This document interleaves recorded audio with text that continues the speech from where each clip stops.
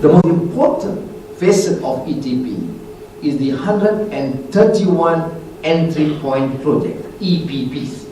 Don't worry about these acronyms, EPP, ET. I don't memorize them myself. But it includes an estimated 55 billion ringgit MRT project, developing one Malaysia malls at a price tag of 2.2 billion ringgit. One Malaysia malls,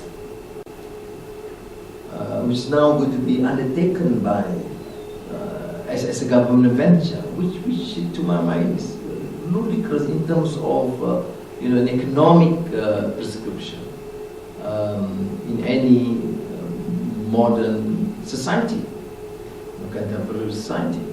No, 4.3 billion ringgit River of Life project, so on. Now, a high proportion of the EPPs upon which the success of ETP hinges on are nothing more than large-scale infrastructure projects that will consume a large amount of public funds, either directly from public coffers or through funding arrangements with GLCs and GLICs. Now, if the previous mega projects track records are anything to go by, these EPPs also come with huge financial risks to the public due to this government's poor corporate governance. Many of you were there in the new palace. The Treasury worked on the project and decided on a 400 million ringgit allocation. They awarded to a contractor, Bumi without tender, with no track record other than 15 million ringgit project somewhere. Now, after 1 year, that 400 million became 800 million. 800 million. Now, it has exceeded 1 billion. Now, when we raise the subject, of course the UMNO MPs will say, look, you are now anti-Raja.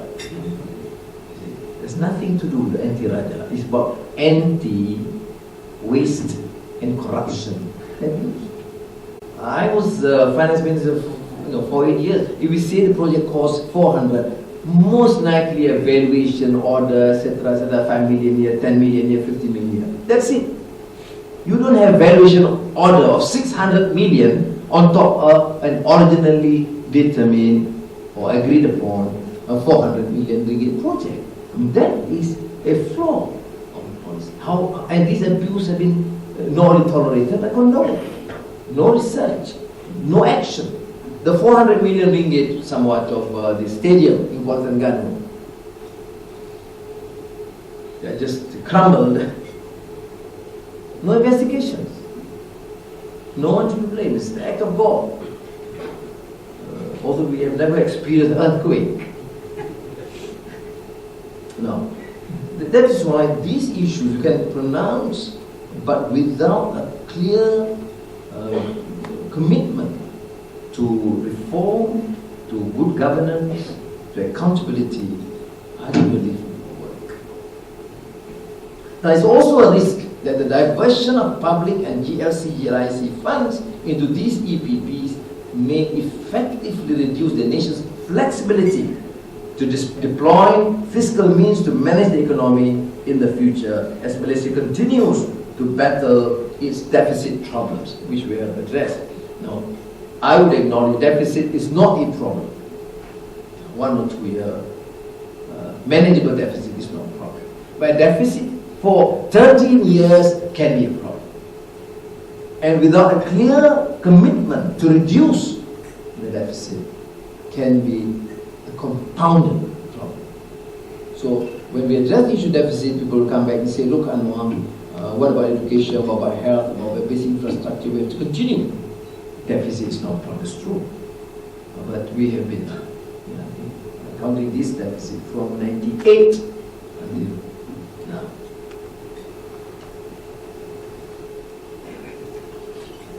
If the very approach of ETP is suspect, the projections used to paint a rosy picture of what ETP can do for the nation is more alarming.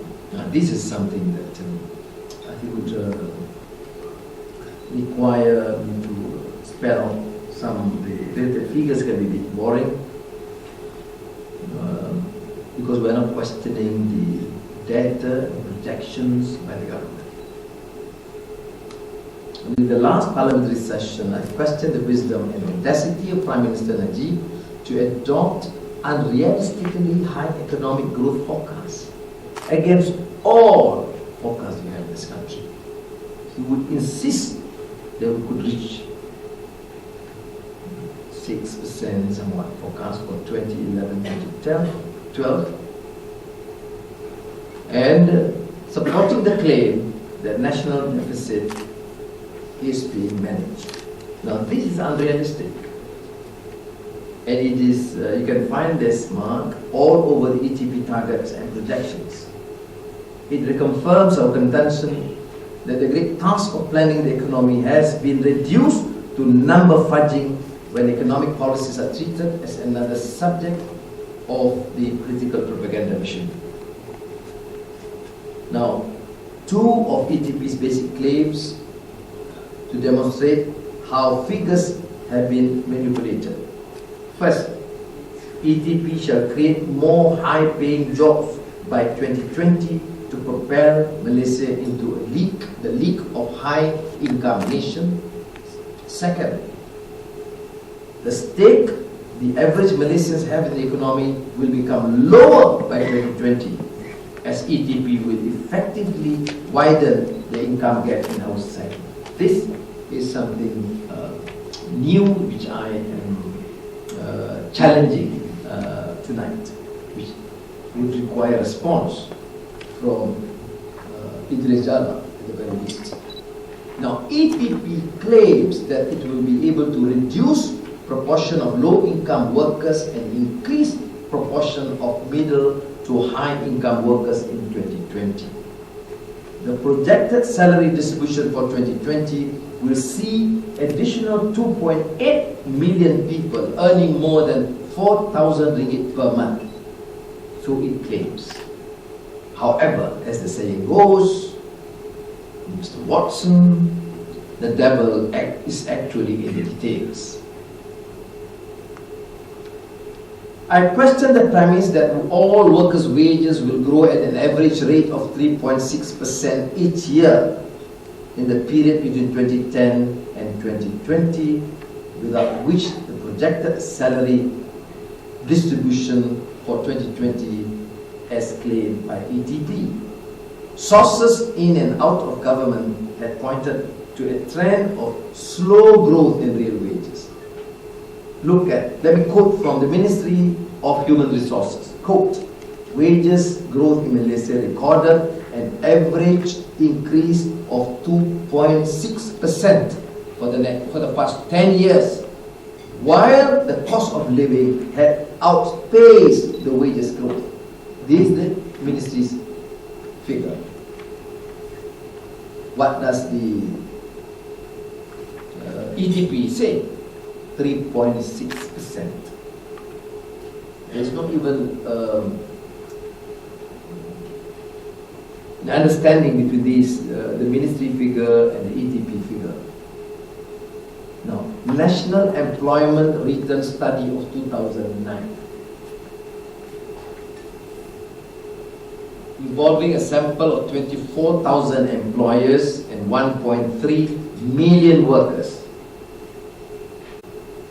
which found in 2009 33.8% of our workers were paid below 700 ringgit per month. Now, if these were to be extrapolated nationally, it suggests that up to 34% of our workforce, 34% of our workforce earn below national poverty line.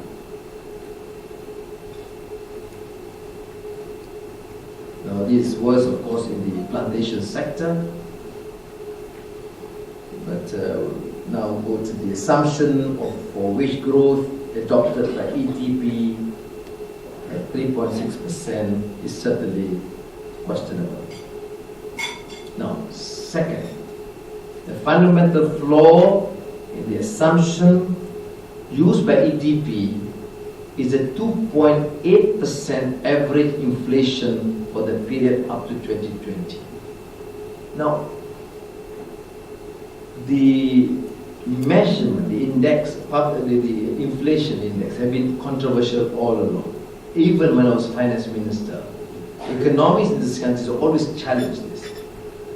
Dr. Mahathir insisted that measurement should only cover basic food item, dress, that's it, and then probably a part of housing.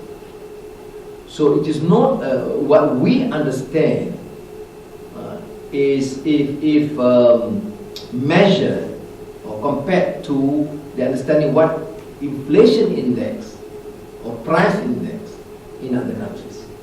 So it's always relative. That is why you can see there is also always this difference between our figures and with the international agencies related or entrusted to study. Now, so to suggest that by the EDP that the average inflation for the period up to 2020 is 2.8% is ludicrous. The inflation assumption is crucial to arrive at the magical target of 48,000 ringgit gross national income per capita by 2020, which is now considered to be a pillar of ETP. Now, if inflation, as we have seen in the last few years, grows higher than 2.8% and more than 2.8% in the next few years, real wages will be lower and the GNI per capita target of 48,000 ringgit is nothing more than a number on a fancy ETP brochure.